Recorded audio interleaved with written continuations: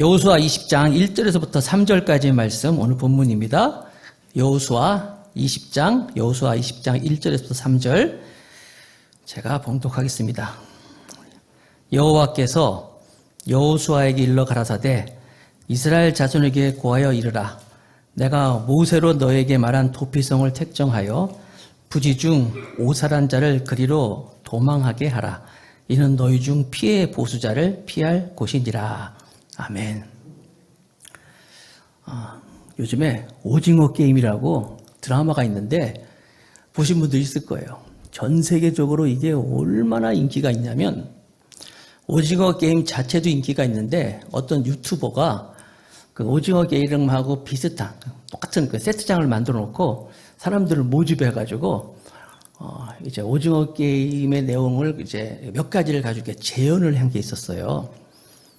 이것도 얼마나 인기가 많은지 사람들이 막 그걸 가서 보는 거예요. 그래서 지난 설교 준비하면서 제가 금요일 오전 8시 기준으로 보니까 그것도 자그마치 1억 3,946만 3,461명 그 시간대에 딱 보고 있더라고요.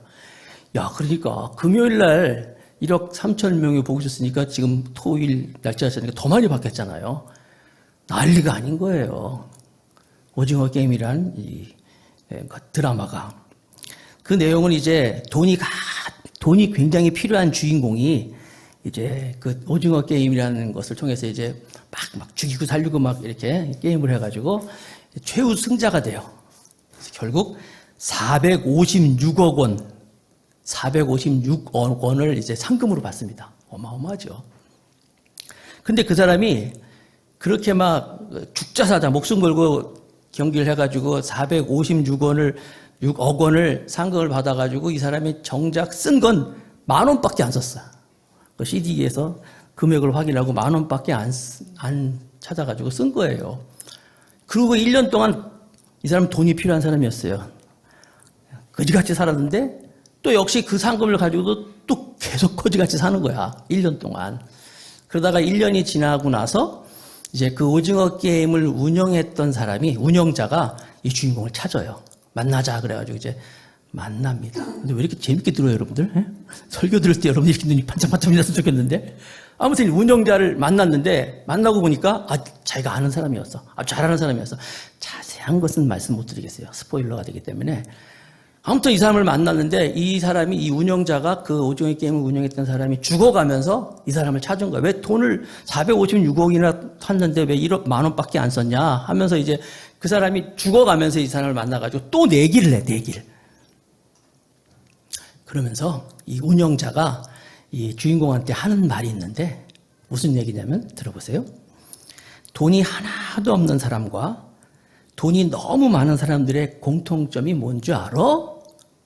돈이 많은 사람하고 돈이 하나도 없는 사람하고의 공통점이 뭔지 알아? 그거는 사는 게 재미가 없다는 거야. 그런 얘기를 하는 거예요. 여러분 그런가요? 돈이 많은 사람하고 돈이 하나도 없는 사람하고의 공통점은 사는 게 재미없다는 거야. 그래서 자기는 돈 많은 이 운영자는 그래서 이 오징어 게임을 자기가 하면서 그 게임을 자기 또 막 이렇게 즐기면서 이런 걸 했다는 거예요. 과연 그렇습니까? 돈이 많은 사람하고 돈이 없는 사람하고의 공통점이 사는 게 재미가 없는가? 사실은요. 진짜 문제는 뭐가 재미있는지 재미있는 게 무엇인지 알지 못한다는 게 문제예요. 예를 들자면 맨날 노는 사람이 365일 맨날 노는 사람이 1년 열심히 일해가지고 3박 4일 휴가를 얻어서 가는 그 휴가의 즐거움을 맨날 노는 사람이 알까요? 몰라요. 이 사람은 3박 4일 휴가를 열심히 일해서 3박 4일 휴가를 얻은 사람이 그냥 휴가의 즐거움을 이 사람은 맨날 노는 사람을 모르는데 그럼 입장 바꿔놓고 3박 4일 휴가 간 이 사람이 너무 좋다. 맨날 이렇게 놀았으면 좋겠다 나도. 그래서 맨날 논다고 합시다. 그러면 맨날 노는 게 이게 또 그렇게 좋을까요? 제가 드리고 싶은 말은 뭐냐면 사람들은 자기가 하지 못하기 때문에 자기가 갖지 못하기 때문에 그 하지 못하고 갖지 못하는 것에 대한 어떤 즐거움 그것을 내가 굉장히 좋아할 것이라는 착각을 하고 있다는 거예요. 근데 막상 그게 또 현실이 되면 그걸 누리게 되면 그게 좋은 줄 몰라. 돈이 너무 많은 사람도 재미가 없다는 거예요. 돈이 없는 사람도 재미가 없고, 주인공은 돈이 없기 때문에 돈을 많이 가지면 자기가 행복할 줄 알고 이 경기에 임했는데, 그다음에 막상 자기가 찾고 보니까 아무것도 쓰지 못했단 말이에요. 제가 드리고 싶은 얘기는, 여러분들은 그 즐거움이 있습니까? 내가 정말 이것을 내가 가지면 행복하겠다는 그것이 있습니까? 오늘 설교를 통하여서 한번 여러분들이 그 답을 찾아볼 수 있길 바라겠습니다. 자, 지금까지 여호수아를 공부하면서 여호수아 1장서부터 12장까지 왔는데 계속 싸우는 거 있어요. 전쟁. 가나안에 들어가서 막 전쟁하고 요단강을 건너서, 그래서 다 차지했어요.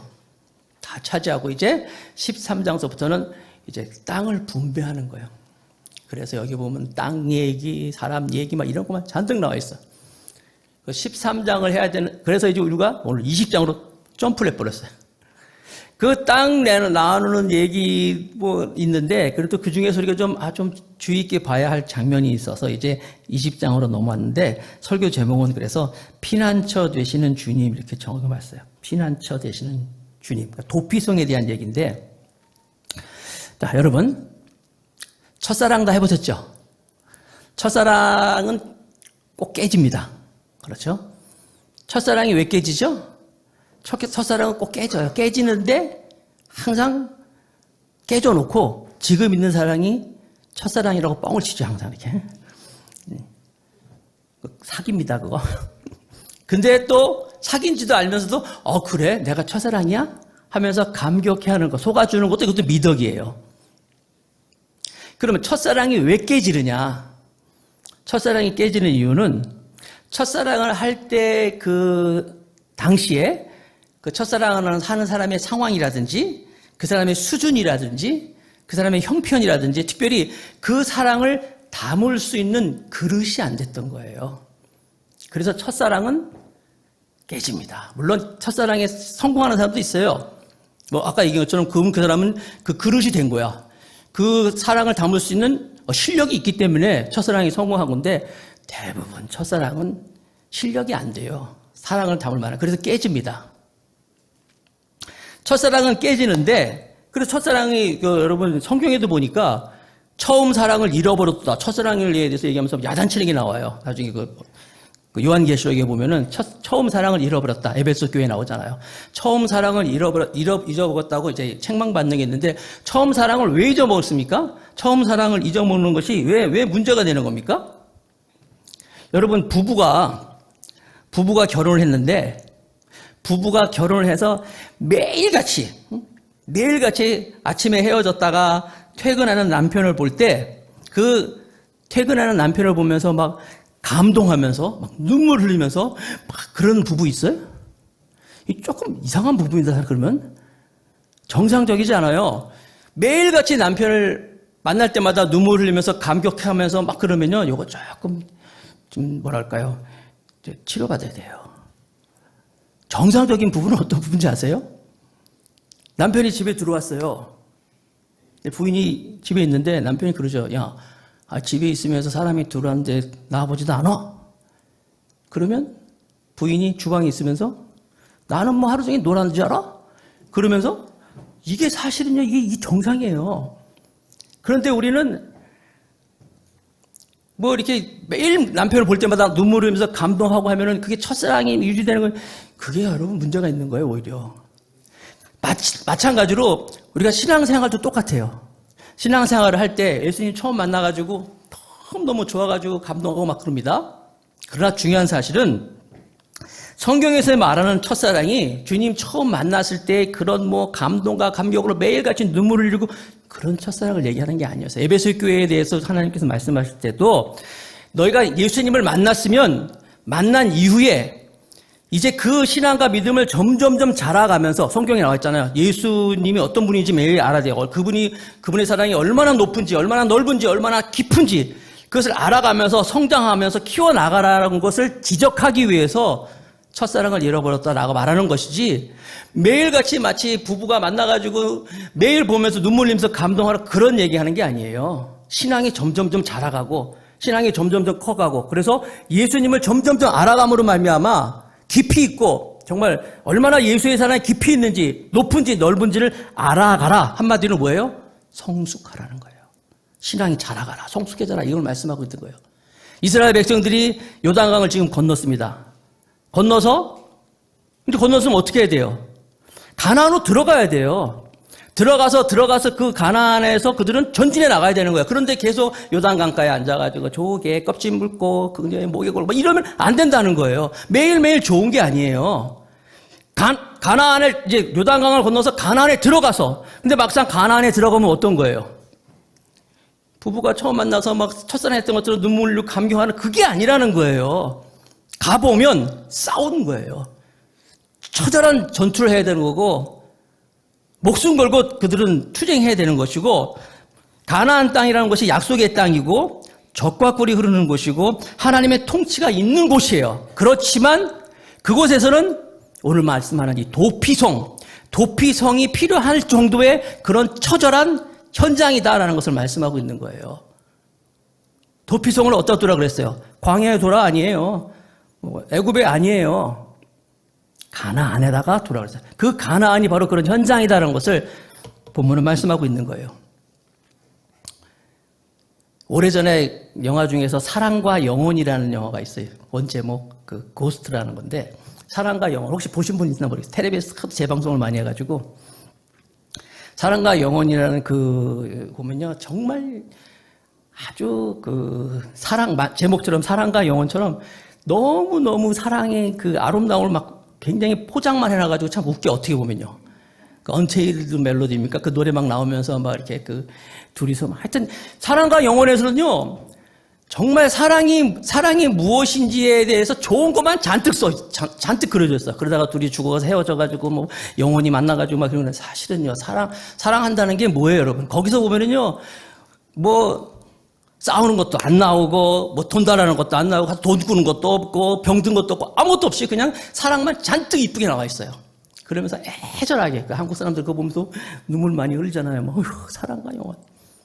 신앙생활도 마찬가지예요.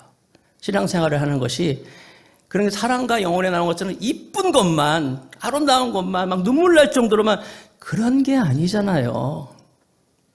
여러분들 신앙생활이 여러분 그렇게 좋은 것만 잔뜩 있는 거라면 누가 신앙생활 안 하겠습니까? 근데 신앙생활의 실상이 어떤 거예요? 나가보면 처절하잖아요. 만만치 않잖아요. 매일매일 막 자빠지고 엎어지고 처박고 막 주일날 성도들 들어올 때 보면은요 정말 세상 모든 짐 다 지고 와가지고 주 앞에 나오는 것처럼 말이에요. 여러분 군인들 훌륭한 군인의 복장은 어떤 걸까요? 빠클이 막 반짝반짝 빛나고 막 각이 딱 서 있고 깨끗하고 이게 훌륭한 군인의 모습이에요? 훌륭한 군인의 모습은 뭐냐면요 정말 흙이 묻고 막 트어지고 때로는 어떨 때 보면 피도 묻어 있고 막 먼지가 가득 쌓이고 이게 정말 훌륭한 병사의 모습이라는 거예요. 그런데도 우리는 마치 신앙생활을 하면서 우리는 영혼이 잘된 같이 범사가 잘 되고 강건하는 좋은 것만 잔뜩 생각하고 있다는 거예요.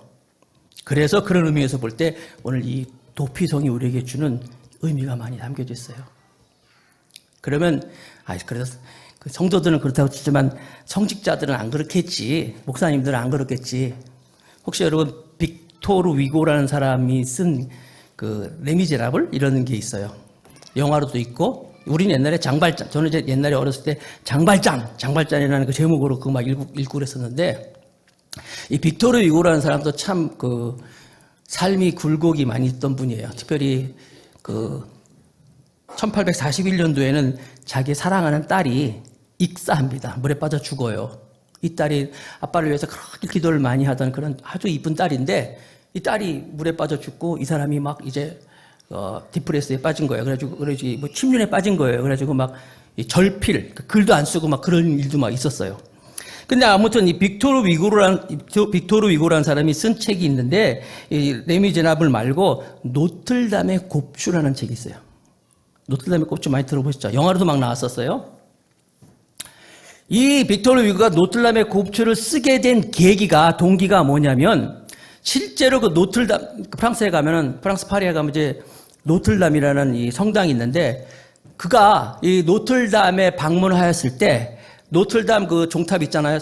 올라가는 그 종탑 올라가는 벽에서 누군가가 매일같이 똑같이 글씨를 써가지고 그 글씨가 벽에 새겨져 있는 것을 보면서 거기 뭐라고 써 있냐면 이제 아난케라는 글자가 써 있는데 아난케라는 글자를 보면서 그 글자 하나 때문에 노틀담의 꼽주를 이제 이 사람이 쓰게 됐다는 거예요. 그 아난케의 뜻은 뭐냐면 이제 숙명이라는 뜻인데 누군가가 매일같이 같은 자리에 같은 필체로 글을 써가지고 새겨졌다는 거예요.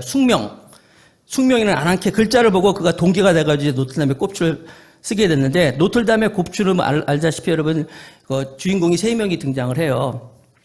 종을 치는 그 꼽주 과지모도라는 영화에서 보면 안소니 퀸이 분했던 그 사람이 나오고 또 집시 여자 에스멜라다가 나오고 또 악역이죠. 사악한 부주교 클로프 푸놀로라는 이런 3명이 등장을 해요.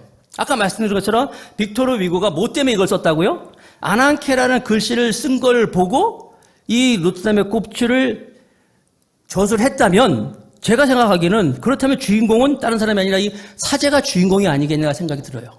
제 생각이에요. 왜냐하면 사제가 누구예요? 자기가 전생애를 다 하나님께 바치고 헌신하면서 매일매일 인생을 통하여서 하나님께 헌신하겠다고 운명을 바친 사람이지만 결국 거기서 보면 나쁜 사람은 나오지만 이 사제들도 그 노틀담이라는 곳에 보면 아난케라는 매일매일 그 숙명이라는 글을 쓸 만큼 그것을 쓸 만큼 그의 삶에 있어서는 처절한 투쟁이 있었고 갈등이 있었고 내적인 어려움이 있었다는 거예요. 누군가가 매일매일 그것을 아난케라고 써서 이제 그것이 동기가 돼가지고 이제 노틀담의 꼽주라는 책이 나오게 됐는데 신앙생활이 그런 거예요.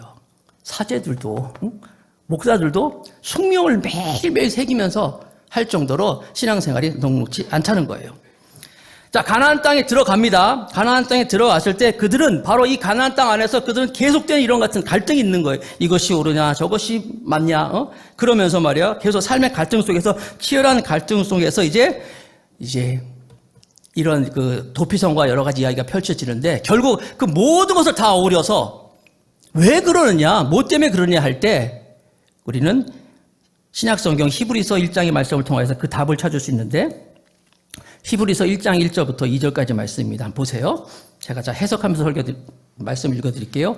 옛적에 선지자들을 통하여 여러 모양과 여러 부분과 여러 모양으로 우리 조상들에게 말씀하신 하나님이 이 모든 날 마지막에는 아들을 통하여 우리에게 말씀하셨으니 이 아들을 만유의 상속자로 세우시고 또 그로 말미암아 모든 세계를 지으셨느니라. 무슨 얘기냐면 옛적에 선지자를 통해서 여러 부분, 여러 모양으로 우리 조상들을 통해서 말씀하셨다. 즉, 그러니까 그 여러 모양, 여러 그 부분이 어떤 거냐면 때로는 바다를 가르기도 하고, 때로는 전쟁을 하기도 하고, 때로는 오늘 말씀인 것처럼 이런 성을 만들기도 하고, 이런 여러 가지 일들이 있는데, 많은 일들이 있는데, 하나님이 선지자를 통해서 일을 보여줬는데, 그 왜 그랬느냐? 마지막 날에 아들을 통하여 우리에게 말씀하셨으니 이 아들을 만유의 상속자로 세우시고 또 그로 말미암아 모든 세계를 지으셨느니라. 결국은 뭐냐? 그 모든 것이 다 예수를 보여주기 위해서다. 예수님을 드러내기 위해서, 예수님을 나타내기 위해서 이런 것이 다 있었던 것이다 말씀하고 있는 거예요. 그래서 도피성도 그렇게 봐야 된다는 거예요. 자, 오늘 본문 말씀은 여호수아 20장 2절 말씀입니다. 여호수아 20장 2절 이스라엘 자손에게 말하여 이르기를 내가 모세를 통하여 너희에게 말한 도피성들을 너희들을 위하여 정하여 너희들 위하여 정하여라. 자, 도피성은 이미 이스라엘 백성들이 가나안에 들어오기 전에 그 전에 이미 광야에 있을 때 하나님께서 모세를 통해서 명령하셨던 거예요. 그런데 여기에 도피성들을 너희를 위하여 정하라 하고 말하셨는데 여기서 정하여라는 말이 예, 우리 지금 개역 개정 봤잖아요. 옛날 개역 성경에는 택정하여라는 말, 택정하다라는 말인데 이게 나탄이라는 단어인데 놀랍게도 어떤 지금 도피성을 그렇게 정하라고 하는데 이런 물건이나 성에다가 정하는 것이 아니라 이게 조금 이제 히브리 문법에 보면요. 사람에게 붙이는 그런 수사법이라는 거예요. 사람에게. 도피성을 정하라 그러면 이게 우리는 성이잖아요. 성이 아니라 그게 사람을 정하라 이런 원래 그렇게 의미가 있다는 거예요. 즉 뭐예요? 이거는 이 도피성은 어떤 사람을 의미하는 예표구나 라서 얘기하고 있는 거예요. 사람을 예표할 때 그런 말을 쓰고 있구나. 자, 지도를 보여주세요. 오늘 여러분들 지도를 설명하기 위해서 주보에도 지도를 제가 그려놨잖아요. 자, 도피성을 일단 개괄적으로 설명을 합니다. 도피성은 총 6개예요. 6개. 까만 글씨로 써있는 게데스, 그 다음에 밑으로 오면 세겜 있죠. 세겜. 그리고 헤브론 있죠. 게데스, 세겜, 헤브론. 이쪽이 서쪽입니다. 바다 쪽, 지중해 쪽 서쪽이에요. 그리고 오른쪽, 동쪽에는 골란, 기르앗 라못, 베셀 이렇게 양쪽으로 있어요. 자, 그 가운데 뭐가 있죠? 요단강이 있는데 요단강 위에는 갈릴리고 밑에는 사해입니다. 이게 이게 좀 나눠져 있어요. 자, 그림을 보시면은 동그라미가 그려져 있잖아요. 이게 왜 그려져 있냐면은 이게 정확하게 이게 성경에 보니까 약 32km 정도 이렇게 떨어져 나와 있는데 누구든지 도피성을 쉽게 갈 수 있도록 누구든지 무슨 일이 생겼을 때 도피성으로 쉽게 갈 수 있도록 이렇게 지역적으로 이렇게 위치하고 있는 거예요.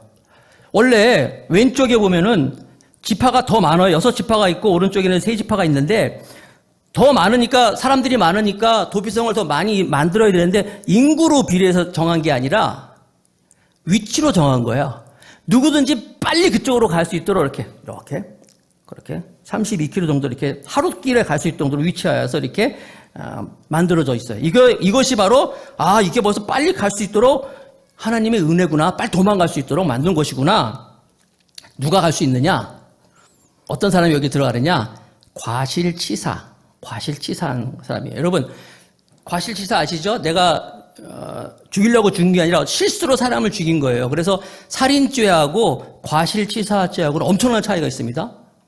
내가 사람을 죽인 살인자하고 내가 실수로 예를 들어서 뭐 교통사고로 이렇게 운전하다가 사람을 이렇게 칠 수도 있잖아요. 이것도 일종의 과실치사인데 엄청난 차이가 있다는 거예요. 그런 사람들이 과실치사한 사람들이 빨리 도피성으로 가서 거기서 이제 내가 사람을 죽였던 일을 이제 재판을 받아서 이게 과실치사라는 고의가 아니라는 것을 인정받으면 거기서 자기가 어떤 보복을 당하지 않고 거기서 먹고 자고 공짜로 할 수 있는 것이 바로 도피성의 역할이라는 거예요.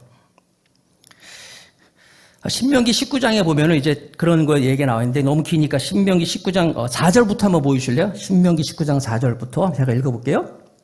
살인자가 그리로 도피하여 살만한 경우는 이러하니 곧 누구든지 본래 원한이 없이 부지 중에 그의 이웃을 죽인 일, 가령 사람이 그 이웃과 함께 벌목하러 삼림에 들어가서 손에 도끼를 들고 벌목하려고 찍을 때에 도끼가 자루에서 빠져 그 이웃을 맞춰 그를 죽게 함과 같은 것이라. 이런 사람은 그 성읍 중 하나로 도피하여 생명을 보존할 것이니라. 옛날에는 지금처럼 법이 복잡하지가 않았어요. 지금 뭐 민법이 있고 형법이 있고 뭐 상법이 있고 막 있잖아요. 옛날에는 법이 아주 간단했어요. 법이 있어야지 사회가 질서가 유지가 되잖아요. 근데 그 법이 어떤 거냐면 동해복수법, 동태복수법 그래가지고 동태가 그 명태 동태가 아니라 똑같은 형태로 복수법 이게 법인데 똑같은 형태로 복수법. 예를 들어서 내가 어떤 사람의 왼쪽 눈을 다치겠다. 그 법은 간단해요. 너도 그 사람의 왼쪽 눈을 네가 그 사람을 상하게 했으면 너도 그 상하게 당한다는 거예요. 왼쪽 눈을 다치게 한 사람이 그 복수를 할 때 두 눈 다 뽑으면 안 된다는 거예요. 그러니까 똑같은 형태로 복수하라. 이게 동해 복수. 이게 중근동 지방에 메소포타미아 지역에, 그러니까 유대, 이스라엘도 포함하잖아요. 옛날 이 고대에 아주 하무라비 법전 거잖아요. 이게 아주 법이에요, 법. 눈에는 눈, 이에는 이. 왜 그랬습니까? 그럼 이 법의 정신이 뭐냐면, 네가 만약에 다른 사람을 때리면 너도 맞을 거야. 다른 사람을 아프게 하면 너도 아플 거야. 다른 사람을 죽이면 너도 죽일 거야. 그러니까 뭐예요? 하지 말라는 거예요. 너도 똑같이 당할 거야. 하지 마라. 이 정신이 있는 거예요. 하지 마라. 근데 막상 내가 딱 당했어요. 내가 당하면 하지 마라는 그래 법의 정신이 생각납니까? 생각 안 해요. 화가 나잖아요. 화가 나니까 내가 한 대 맞으면, 나 한 대 때리면 되는데 한 대 때립니까? 2대 때리잖아. 가서 어쩌면 더 두들겨 패잖아, 막. 그래가지고 이게 법이 뭐 확대될 수 있단 말이에요. 그래서 이 법의 정신은 첫 번째, 절대로 하지 말아라. 너 똑같이 당한 거니까 하지 마라. 두 번째는 너의 억울한 분한 마음을 가지고 이 죄를 크게 확대시켜서 복수하지 마라. 똑같은 걸 해야 된다.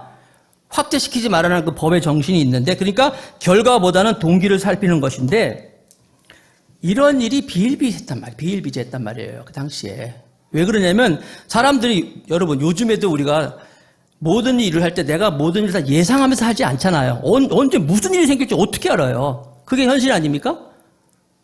저도 얼마 전에 교회에 있는데 전화가 띠링 와서요. 누구세요? 여보세요? 모르는 전화 보내요. 누구세요? 그랬더니 한양 아파트 사는 주민인데요. 제가 차를 주차하다가 선생님 차를 좀 이렇게 접촉을 한 것 같은데 와서 좀 확인해 주세요. 그래서 제가 깜짝 놀라서 내려가 봤어요. 내려가 봤더니 아이 둘을 데리고 있는 어떤 젊은 자매였어요. 이름은 전땡땡, 어떻게 이름을 알게 됐냐면, 그분이 저하고 접촉사고가 있어가지고, 전화번호가 있어가지고, 그 전화번호를 제가 혹시 몰라가지고 입력을 해놨어요. 이름은 안 적어놓고. 그랬더니 나중에 카카오톡이 딱 자동으로 입력되면서 그 사람 이름도 딱 나오더라고요. 아니, 저 같은 경우에 지금 한양아파트 저는 아는 사람 한 명이 어디에 지금, 그때만 해도. 그래서, 누군지 안 묻혀가지고요.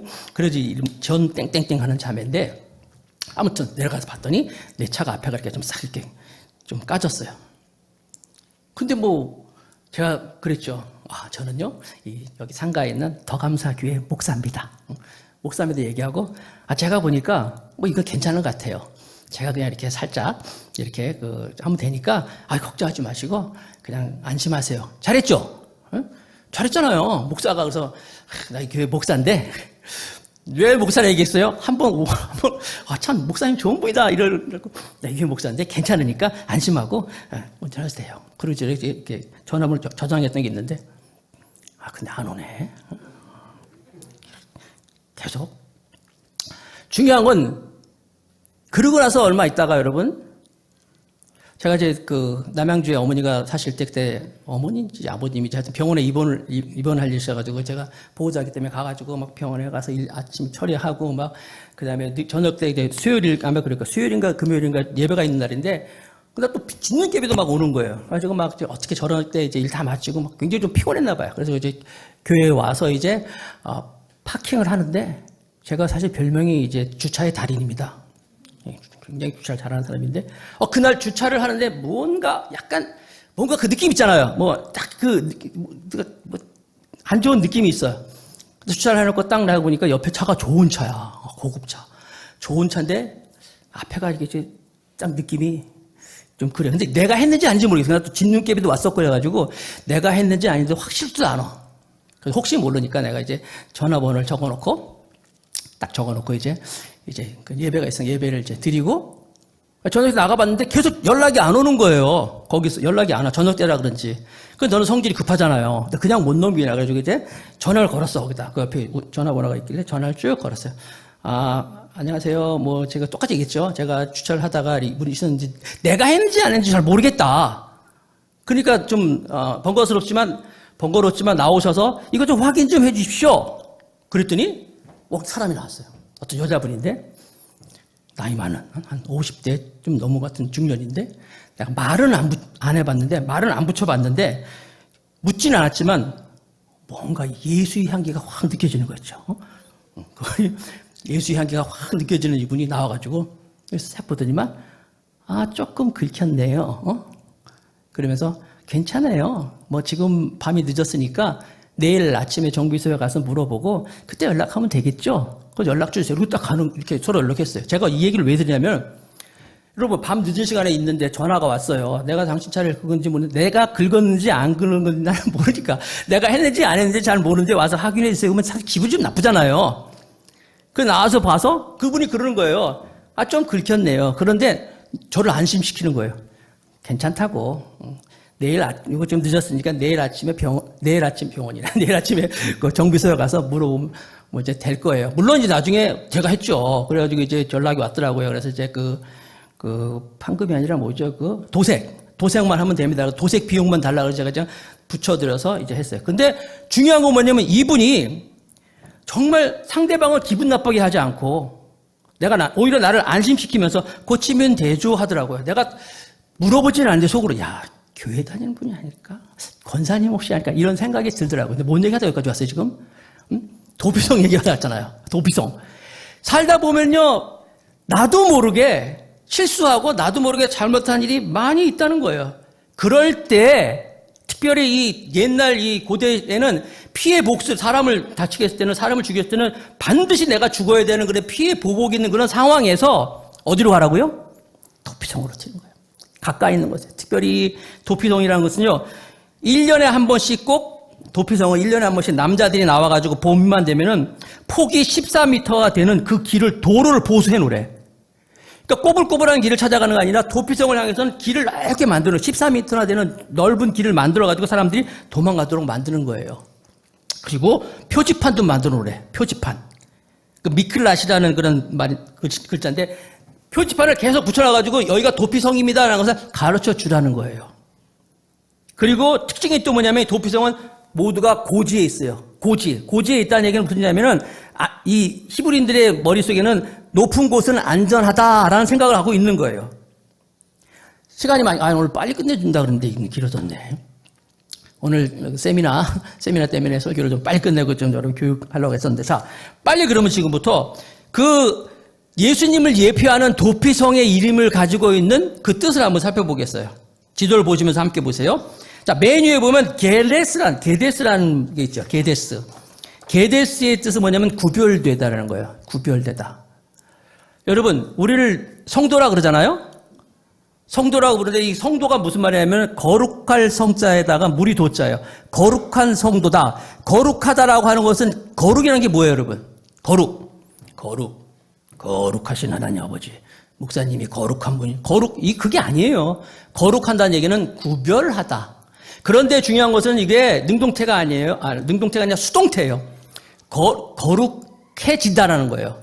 특별히 거룩하다는 것의 대표적인 사람이 누구냐면 나시린이라고 있는데, 나시린은 거룩하여지다가 구별되어진을 얘기하고 있는 거예요.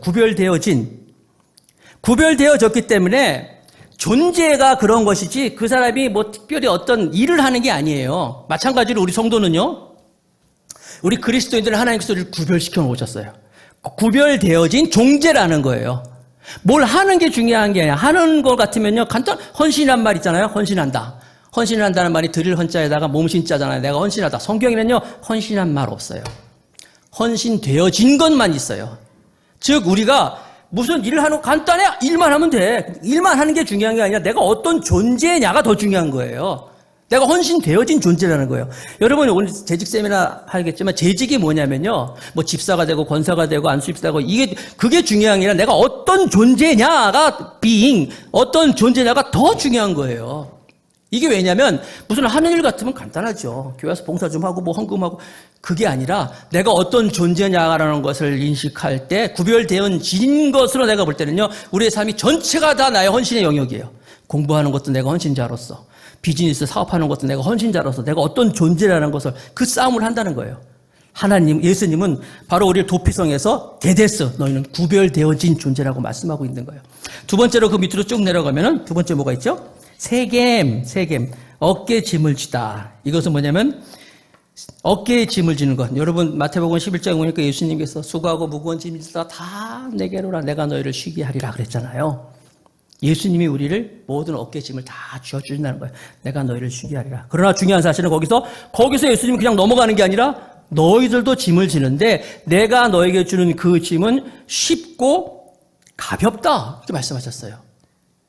예수님이 내가 너희 짐을 다 걷어가겠다고 말씀하신 게 아니라 너희도 같이 짐을 져. 같이 지는데 그 짐이 어렵지 않아. 가벼워. 쉬운 거야. 왜 그래요? 예수님이 우리를 사랑하고 내가 예수님을 사랑하고 예수님의 사랑과 나가 예수님을 향한 사랑이 같이 있을 때 예수님이 주어지는 이 모든 길은 쉬운 거예요. 가볍다는 거예요.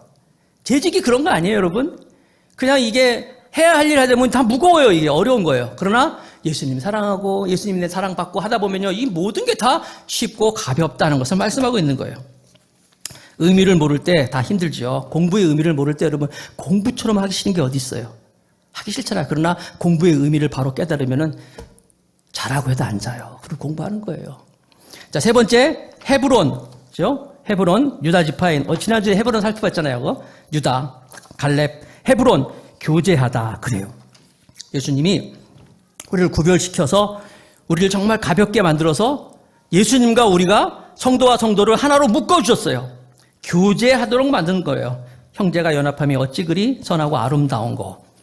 특별히 여러분 신약성경에 보면은 요한복음에도 있지만 바울 서신에 곳곳에 보면은 엔 그리스도 그리스도 안에서 계속 강조하고 있어요.